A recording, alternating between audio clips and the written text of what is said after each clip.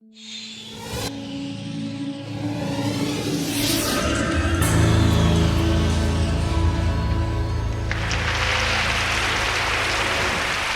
loves working out here? Yes? No? Maybe so? One thing about working out that I always appreciated is the connection of people that I made with over time.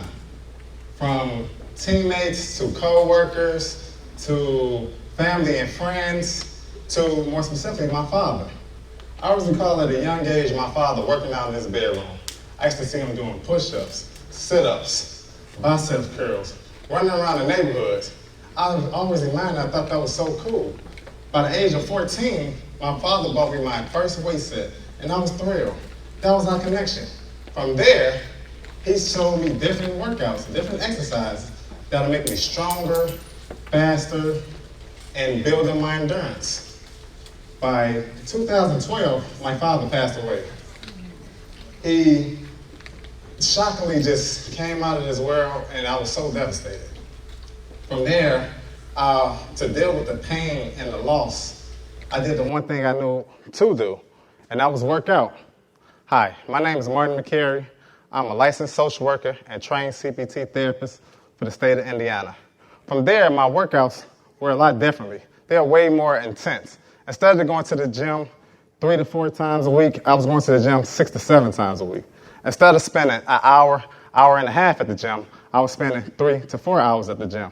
I was really trying to work the pain of his loss out of me, and it helped.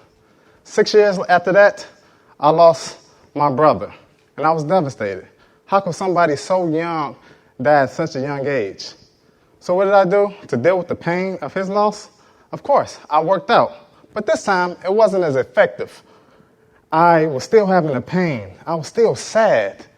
So what did I do? I had to go back to the drawing board. How did I make this pain go away? I work. I worked.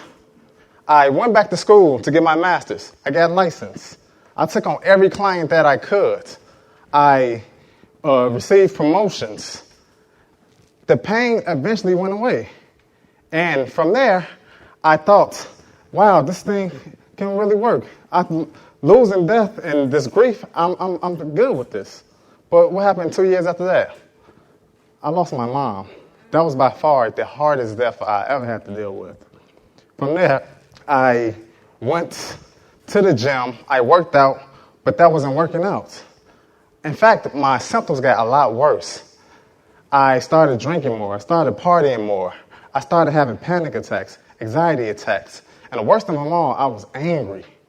I was angry at the world. I was angry at my baby girl. I was angry at my wife. I felt these things and these people took time away from my mom that I didn't have. So over time, my wife suggested, like, hey, babe, I think you should go to therapy. I think you should talk to somebody. I looked at her like, what? Go to therapy?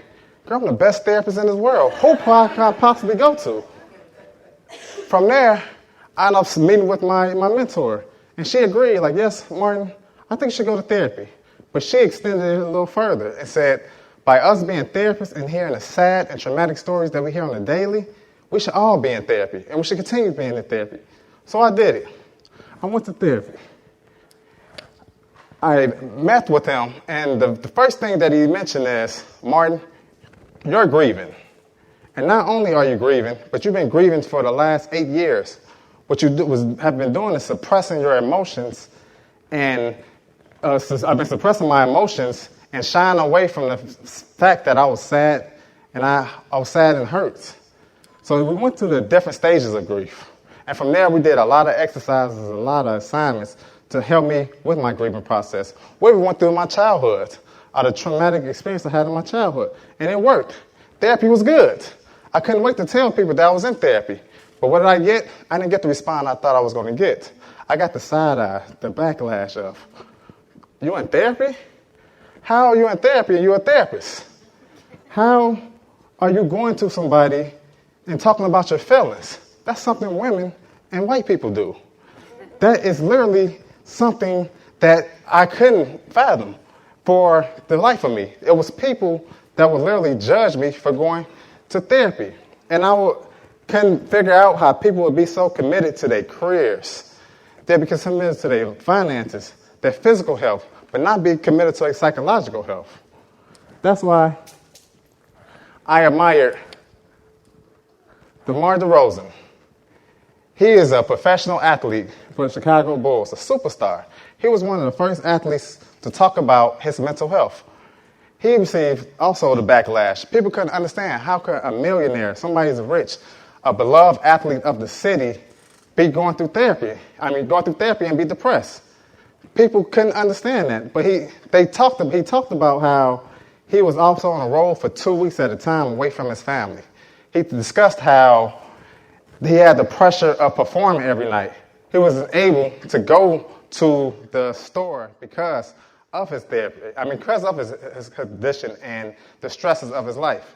So from there, I know a lot of people ask, like, Martin, how can we eliminate the stigma of the failure of black people in the community going to therapy?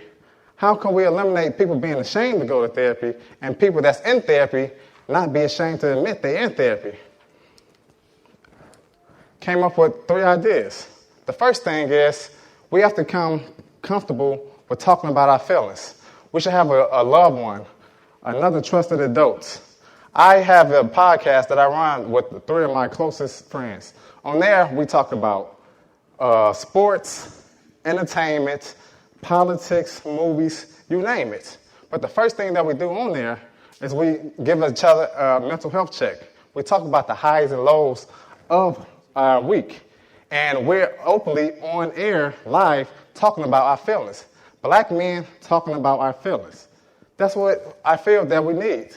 From there, I believe barbers, hairstylists, coaches, pastors, teachers should all receive some training in mental health therapy. From there, they should be able to develop the skills to be able to assess individuals that when they're falling off their baseline behavior, and then assess them and refer them to a trained professional, a trained therapist.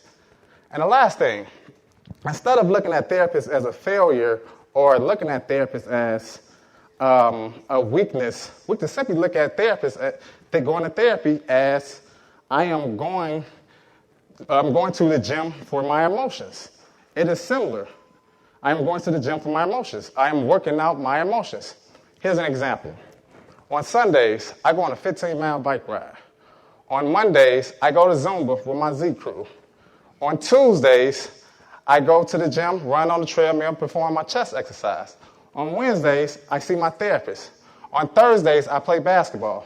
Fridays and Saturdays are my rest day. But did you guys see that? I incorporated therapy into my workout regimen. Ding, ding, ding. Therapy is exercise for my emotions. God bless you guys, and thank you for your time.